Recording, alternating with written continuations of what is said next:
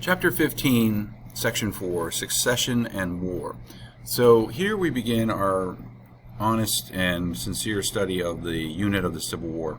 So we actually start with the previous section, 15.4, because as it shows you in the title, it talks about Southern states leaving the Union and then the outbreak of war that begins the Civil War in the United States. So the first question goes back to the idea of this Harper's Ferry attack in 1859. We talked about this. This was done in October of 1859 by John Brown, and it's his attempt, here he is, at seizing a federal arsenal down in what was Virginia. Today it is West Virginia. And his attempt, an arsenal being a place of the storage of weapons and ammunition, his followers here try and seize this federal arsenal in this small little town. Only about 18 to 20 different followers go with him on that one day in October of 1859. They hope to break in, seize the weapons, and then arm the slaves and end slavery that way. The attack doesn't go well. It's not overly organized, and so they do break in. They take some people hostage. The next thing knows, they basically barricade themselves inside a structure. They wait out through the night. The next day, the Marines arrive. They storm the building. Some of John Brown's sons are killed in the attack. He's wounded. And eventually, what happens is he is put on trial for treason.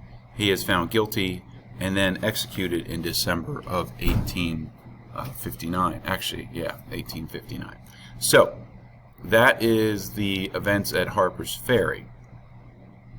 So we have to always ask ourselves, hero or criminal? Well, in the North, they think of him as a martyr, that he had gave his lives for slavery and the ending of this terrible institution. Southerners thought of himself as a terrorist and a traitor that had attacked a federal installation.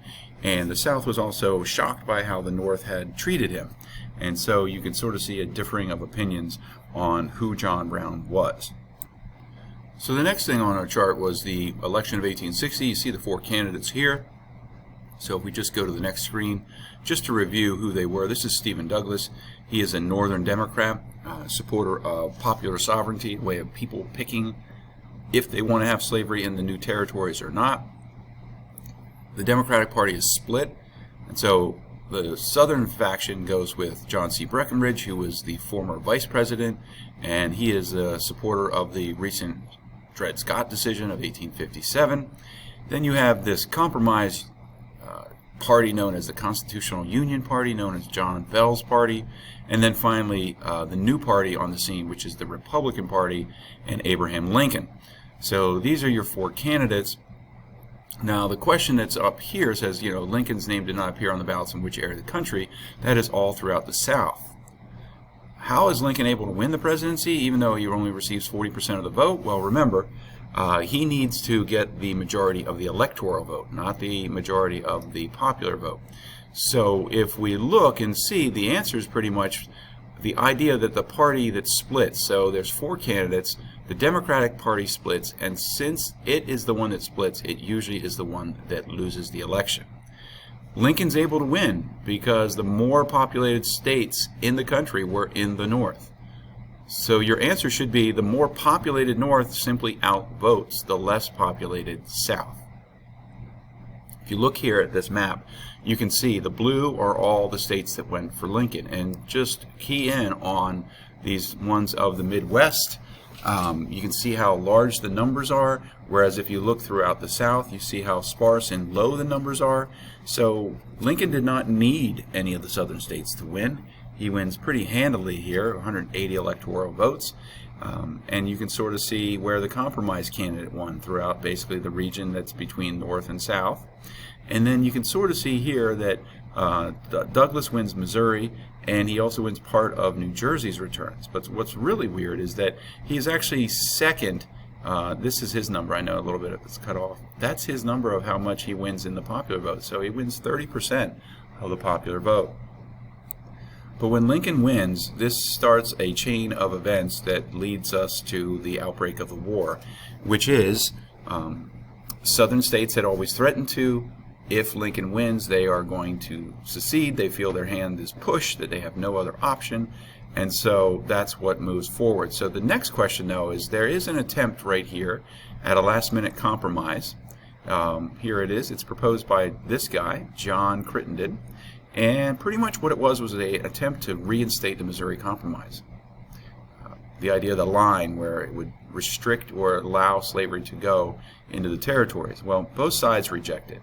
The North rejects it because they had just won an election, feeling that they had heard the will of the people, and they want slavery restricted. The South rejected it because they felt that they had already charted their path and they were going the route of secession and the creation of their own independent country. Crittenden's actually going to have the Brothers' War, sometimes the Civil War is known, happen in his own family. He actually has a son that fights for the Union and a son that fights for the Confederacy. And it's going to, very much devastate his family due to their differing loyalties. So the next one, I'm just going to show you. The Confederate States of America are obviously formed in Montgomery, Alabama in February when 7 states meet to basically inaugurate a new president. So on the next screen right here, you'll see South Carolina obviously is first because they do that in December of 1860. And then here are the ones and the order that they went. Now, you do not need to know the dates here. They're just there for your understanding of how quick secession started to roll into early January, and then by February, Texas becomes the 7th.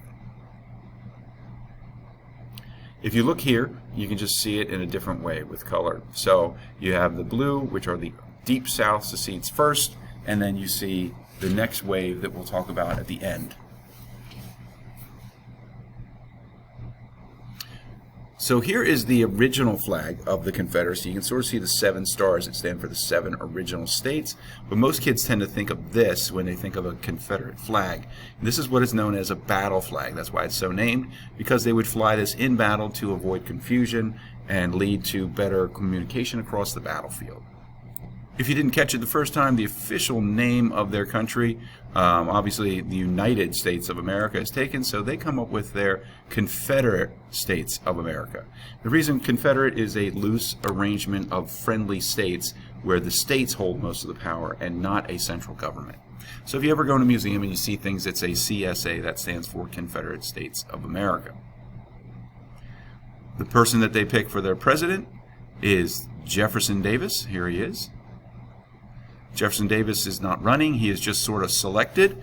He's a senator from Mississippi. He had been a Mexican War veteran. He had served there. He had also been a senator. He had also been a Secretary of War under a previous president. So he had a lot of government experience. He was just sort of informed at his plantation in Mississippi that they had selected him as President of the Confederate States of America. He then travels from there to Montgomery, and that's what happens here. You can sort of see his scene. This is still there today in Montgomery, Alabama, the inauguration of Jefferson Davis as the President of the Confederacy. As we mentioned, the first state to secede, and when does it occur? That is South Carolina, of course. Lincoln's elected in November, and by the middle or late towards of December, South Carolina has long threatened this, and they become the first to secede from the country. So the Union is dissolved as far as they are concerned. So they are the first ones out. Here is what that paper would look like if you had been around at the time. So as you see, it was passed unanimously, and they believe that they're the first state into a new country. Final things here. The importance of Fort Sumter. Well, the importance of Fort Sumter is really simple, folks. That is where the war begins. So that's what we're going to talk about here. So Fort Sumter is a fort in Charleston, South Carolina, okay, in the harbor. So you can sort of see it right down here. So we're looking at South Carolina. That's where we're talking about. This is the way it would have appeared in 1850s and 1860s. And so you can sort of see it's a mason fort on a man-made island in the middle of Charleston Harbor. So there's Charleston, and then you can sort of see there is Fort Sumter right in the middle. So what had happened was all of the other various forts throughout the South had basically surrendered to various Confederate forces to avoid conflict and fighting. So what happened in Charleston is that there were troops inside Charleston, and some of these other forts that you see surrounding Charleston.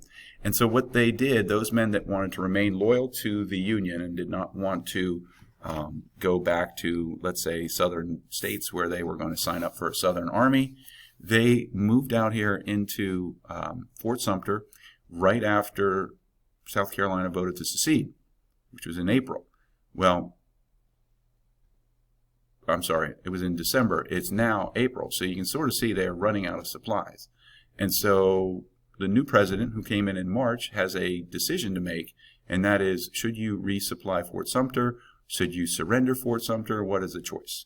And so what Lincoln decides to do is he decides he is going to resupply Fort Sumter with just provisions for food, no weapons or anything like that, and he actually informs the governor of the state that he's going to do that. And he realizes that he does not want to be the one to fire the first shots of the war. He wants to put that into the hands of the Confederates if they so choose. So what happens next is that the commander of Confederate forces that sort of ring the harbor tells the commander of Fort Sumter that he must get his surrender by a certain time or he has been going to fire on the fort. So if we look here, this is the way it looks today. Obviously a visitor center in there, but you can sort of see the way the fort used to look, okay, trying to protect it. So here's a different one. You can sort of see this is all of a man-made island. It's not a natural island. So it's something built to protect the city of Charleston from foreign invasion, surprisingly, after the War of 1812. But the Civil War begins, and what happens is President Jefferson Davis decides I can wait no longer, and he orders his men who are surrounding it to fire on Fort Sumter, and that occurs early in the morning of April 12, 1861. So that begins the Civil War. When they fire those first shots, that is when violence has started, and that is when we consider the Civil War beginning. Now, you can sort of see for about the next 30-some hours, there's the bombardment of the fort, and then you can sort of see the flag that I shown before flying over the fort. So, firing on Fort Sumter means the war has officially begun. Last but not least, what action by Lincoln makes the Upper South, those states of Virginia, North Carolina, Tennessee, and Arkansas, secede? And what happens is Lincoln calls for 75,000 troops. These states feel that's the final straw. He is going to invade sister southern states, and they cannot stand for that, so they decide to secede at that time and join the other 7 states. So that's where we end 15-4.